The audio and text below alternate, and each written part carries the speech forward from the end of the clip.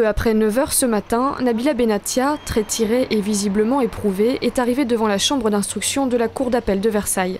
La vedette de télé-réalité, soupçonnée d'avoir poignardé son compagnon, demande sa remise en liberté. Selon ses avocats, sa détention provisoire n'est plus nécessaire.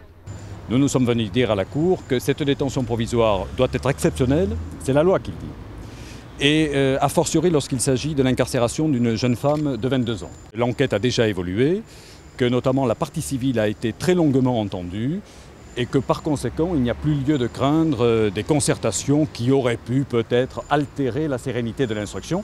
Incarcérée depuis une dizaine de jours à la maison d'arrêt de Versailles, Nabila traverse sa détention avec une grande force et ne se plaint jamais.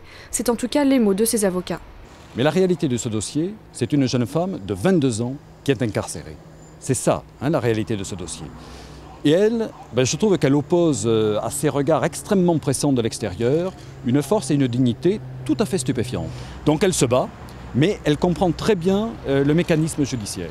D'après une source judiciaire, la cour d'appel de Versailles a finalement rejeté la demande de remise en liberté. Nabila reste donc toujours en détention pour le moment.